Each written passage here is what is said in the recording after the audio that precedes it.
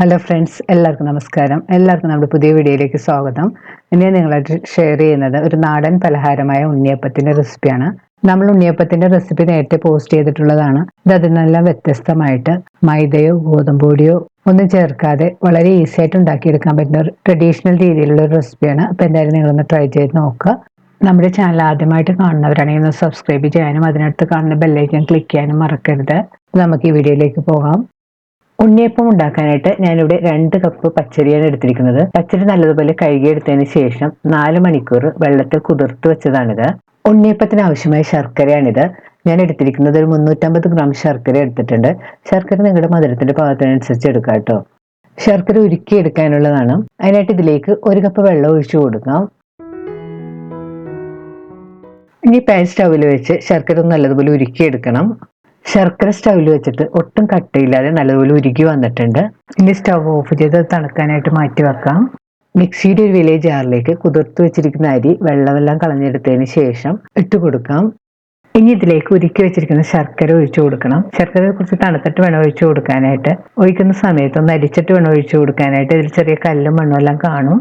ഉരുക്കി വെച്ചിരിക്കുന്ന എല്ലാ ശർക്കരയും ഒഴിക്കേണ്ട ആവശ്യമില്ല. അരക്കാൻ പാകത്തിന് ശർക്കര ഉരുക്കിയത് ചേർത്ത് കൊടുത്താൽ മതി. മാവ് കൂടുതൽ ലൂസായി പോകരുത്. പിന്നീട് ടേസ്റ്റ് ചെയ്ത് നോക്കിയിട്ട് മധുരം ആവശ്യമുണ്ടെങ്കിൽ ശർക്കര ചേർത്ത് കൊടുക്കാം. ഇനി ഇത് അരച്ചെടുക്കണം. അരച്ചെടുക്കുമ്പോൾ പ്രത്യേകം ശ്രദ്ധിക്കേണ്ടത് കൂടുതൽ നൈസായിട്ട് അരച്ചെടുക്കരുത്. ചെറിയൊരു തരിയോടുകൂടി വേണം അരച്ചെടുക്കാനായിട്ട്. തരി എന്ന് പറഞ്ഞാൽ നമ്മുടെ റവയുടെ പോലെയുള്ള ചെറിയ തരിയോടുകൂടി വേണം അരച്ചെടുക്കാനായിട്ട്. ഉണ്ണിയപ്പത്തിനുള്ള അരിയും ശർക്കരയും കൂടെ ഈ കാണുന്ന പോലെ അരച്ചെടുത്തിട്ടുണ്ട്.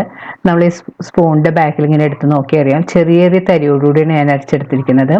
അരി കൂടുതൽ അരയാതെയും ഇരിക്കരുത്, ചെറിയൊരു തരി മാത്രം മതി. ഇനി ഇതൊരു ബൗളിലേക്ക് ഒഴിച്ചു കൊടുക്കാം.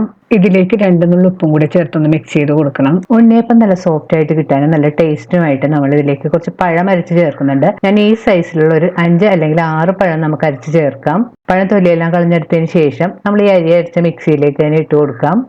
ഞാൻ ഇതിലേക്ക് 6 പാളയംകോടൻ പഴമാണ് എടുത്തിരിക്കുന്നത്. തൊലി കളഞ്ഞതിന് ശേഷം നമുക്ക് ഒന്ന് കട്ട് ചെയ്തിട്ട് ഇട്ട് കൊടുക്കാം. ഇനി പഴം നല്ലപോലെ അരച്ചെടുക്കാം. ഇനി വെള്ളമൊന്നും ചേർക്കേണ്ട ആവശ്യമില്ല. പഴം മാത്രമായിട്ട് നല്ലപോലെ അടിച്ചെടുക്കാം. പഴം നല്ല സ്മൂത്ത് ആയിട്ട് അരച്ചെടുത്തിട്ടുണ്ട്. ഇത് നേരത്തെ അരച്ചു വെച്ചിരിക്കുന്ന മാവിലേക്ക് ഒഴിച്ചു കൊടുക്കാം.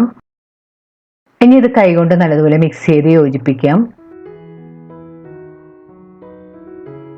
മിക്സ് ചെയ്തതിന് ശേഷം ഇതൊന്ന് ടേസ്റ്റ് ചെയ്ത് നോക്കണം. ടേസ്റ്റ് ചെയ്ത് നോക്കുമ്പോഴത്തേക്ക് മധുരം കുറവാണെന്ന് തോന്നുകയാണെങ്കിൽ ഒരുക്കി വെച്ചിരിക്കുന്ന ശർക്കരയിൽ നിന്ന് കുറച്ച് ശർക്കര നീരും കൂടെ ചേർത്ത് കൊടുക്കാം.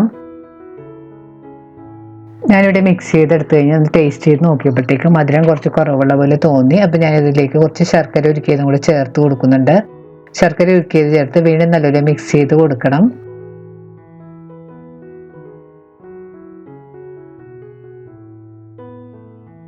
ഉണ്ണിയപ്പത്തിനുള്ള ബാറ്റർ നല്ലപോലെ മിക്സ് ചെയ്തെടുത്തിട്ടുണ്ട്. ഇനി ബൗളൊന്ന് മൂടി ഉണ്ണിയപ്പം നല്ല സോഫ്റ്റ് ആയിട്ടും കുറച്ച് പൊങ്ങിയെല്ലാം കിട്ടാൻ വേണ്ടി ഒരു 6 തൊട്ട് 8 മണിക്കൂർ വരെ മാറ്റി വെക്കണം. ഉണ്ണിയപ്പത്തിൽ ചേർക്കാനായിട്ട് കുറച്ച് തേങ്ങാക്കൊത്തും എള്ളും എല്ലാം ഒന്ന് വറുത്തെടുക്കണം. അതിനായിട്ട് ഞാനിവിടെ ഒരു പാൻ ചൂടാക്കാൻ വെച്ചിട്ടുണ്ട്. പാൻ ചൂടാകുമ്പോൾ ഇതിലേക്ക് ഒരു 3 ടേബിൾ സ്പൂൺ നെയ്യ് ഒഴിച്ചു കൊടുക്കണം. നെയ്യുടെ ടേസ്റ്റ് ഇഷ്ടമാണെങ്കിൽ കുറച്ച് നെയ്യ് കൂടുതൽ ചേർക്കാം. നെയ്യ് ചേർക്കുമ്പോഴത്തേക്ക് ഉണ്ണിയപ്പം നല്ല ടേസ്റ്റ് ആയിരിക്കും. നെയ്യ് നല്ലതുപോലെ ചൂടായി വരുമ്പോൾ ഇതിലേക്ക് തേങ്ങ ചെറിയ കഷ്ണങ്ങളായിട്ട് കട്ട് ചെയ്ത് വെച്ചിരിക്കുന്നതും കൂടി ചേർത്ത് കൊടുക്കാം. തേങ്ങ ചേർത്ത് നല്ലപോലെ വറുത്തെടുക്കണം. തേങ്ങ ചേർത്തതിന് ശേഷം സ്റ്റവ് ഒരു മീഡിയം ഫ്ലെയിമിൽ വെച്ച് വറുത്തെടുത്താൽ മതി. ഞാനിവിടെ ഒരു തേങ്ങയുടെ പകുതിയാണ് ഇതുപോലെ ചെറിയ കഷ്ണങ്ങളായിട്ട് കട്ട് ചെയ്തെടുത്തിരിക്കുന്നത്. തേങ്ങ ഇപ്പോൾ നല്ലൊരു ഗോൾഡൻ ബ്രൗൺ കളറായി വന്നിട്ടുണ്ട്. ഇനി ഇത് നമുക്ക് നെയ്യിൽ നിന്ന് കോരി മാറ്റാം. കോരി മാറ്റിക്കഴിഞ്ഞാൽ നമ്മൾ കറുത്ത എള്ളും ചെറിയ ജീരകമൊക്കെ ചേർക്കുന്നുണ്ടെങ്കിൽ ഈ സമയത്ത് അതെല്ലാം വറുത്ത് ചേർക്കാം. ഞാൻ ഈ വീഡിയോയിൽ എള്ള് വറുക്കുന്ന ഭാഗമൊന്നും ചേർത്തിട്ടില്ല. എള്ളും കൂടി വറുത്ത് ചേർക്കുമ്പോഴത്തേക്ക് ഉണ്ണിയപ്പം നല്ല ടേസ്റ്റ് ആയിരിക്കും.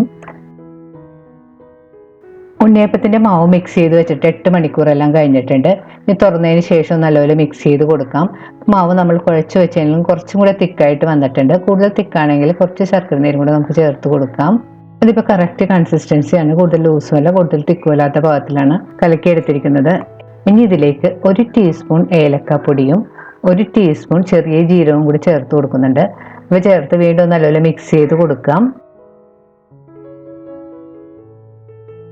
വറുത്ത് വെച്ചിരിക്കുന്ന തേങ്ങയെല്ലാം തണുത്ത് വന്നിട്ടുണ്ട്. ഇതാ നെയ്യോടുകൂടി തന്നെ ഈ മാവിലേക്ക് ഒഴിച്ചു കൊടുക്കാം. കറുത്ത എള്ള് വറുത്തതും കൂടെ ചേർക്കുന്നുണ്ടെങ്കിൽ ഈ സമയത്ത് അതും കൂടെ ചേർത്ത് നല്ലപോലെ മിക്സ് ചെയ്ത് കൊടുക്കാം. ഇനി ഇതെല്ലാം കൂടെ വീണ്ടും നല്ലപോലെ മിക്സ് ചെയ്ത് യോജിപ്പിക്കണം. ഇപ്പോൾ ഉണ്ണിയപ്പത്തിനുള്ള ബാറ്റർ റെഡി ആയിട്ടുണ്ട്. ഇനി നമുക്ക് ഉണ്ണിയപ്പം ഉണ്ടാക്കാൻ തുടങ്ങാം. ഉണ്ണിയപ്പം നല്ല സോഫ്റ്റ് ആയിട്ട് കിട്ടാൻ വേണ്ടി നമുക്ക് വേണമെങ്കിൽ 1/2 ടീസ്പൂൺ സോഡാപ്പൊടി ചേർത്ത് കൊടുക്കാം. ഞാൻ പക്ഷെ ഇതിലേക്ക് സോഡാപ്പൊടി ഒന്നും ചേർക്കാതെയാണ് ഉണ്ടാക്കുന്നത്.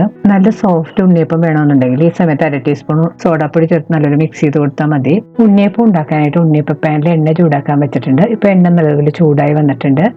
ഇനി ഓരോ കുഴിയിലേക്ക് നമുക്ക് ഉണ്ണിയപ്പത്തിന്റെ മാവ് ഒഴിച്ചു കൊടുക്കണം. ഞാനിവിടെ സ്പൂൺ കൊണ്ടല്ല, ഒരു സ്റ്റീൽ ഗ്ലാസ്സിൽ എടുത്തിട്ടാണ് ഒഴിച്ചു കൊടുത്തിരിക്കുന്നത്. നമുക്ക് കുറച്ച് എളുപ്പമുണ്ട്. ഒരു സ്പൂൺ നമ്മൾ ഒഴിച്ചു കൊടുക്കുന്നതിലും പെട്ടെന്ന് നമുക്ക് ഗ്ലാസ്സിലാകുമ്പോഴത്തേക്കും ഉണ്ടാക്കിയെടുക്കാൻ പറ്റും.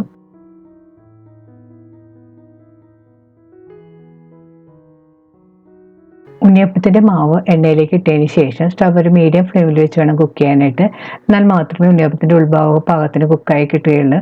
അല്ലെങ്കിൽ പെട്ടെന്ന് പുറമൊക്കെ കരിഞ്ഞു പോകാൻ ചാൻസ് ഉണ്ട്. ഇപ്പോൾ ഉണ്ണിയപ്പത്തിന്റെ ഒരു സൈഡ് മൂത്ത് പാകമായി വന്നിട്ടുണ്ട്. ഇനി അത് നമുക്ക് തിരിച്ചിട്ട് കൊടുക്കാം.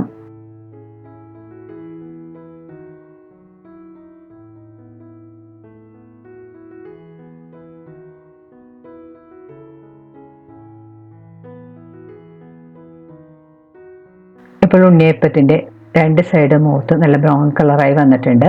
ഇനി നമുക്കിത് എണ്ണയിൽ നിന്ന് കോരി മാറ്റാം. ബാക്കിയുള്ള മാവ് കൊണ്ട് നമുക്ക് ഇതുപോലെ തന്നെ ഉണ്ണിയപ്പം ഉണ്ടാക്കിയെടുക്കാം. അപ്പം നിങ്ങൾ എന്തായാലും ഒന്ന് ട്രൈ ചെയ്ത് നോക്കുക. വളരെ ഈസി ആയിട്ട് നല്ല ടേസ്റ്റി ആയിട്ട് ഉണ്ടാക്കിയെടുക്കാൻ പറ്റുന്ന റെസിപ്പിയാണ്. എന്തായാലും ഒന്ന് ട്രൈ ചെയ്ത് നോക്കുക. ട്രൈ ചെയ്ത് നോക്കി നിങ്ങളുടെ അഭിപ്രായം കമന്റ് ബോക്സിൽ മറക്കരുത്. നിങ്ങളുടെ ഫ്രണ്ട്സായിട്ടൊക്കെ ഷെയർ ചെയ്യുക. വീണ്ടും ഇതുപോലെ നല്ല റെസിപ്പി ആയിട്ട് നമുക്ക് കാണാം. താങ്ക്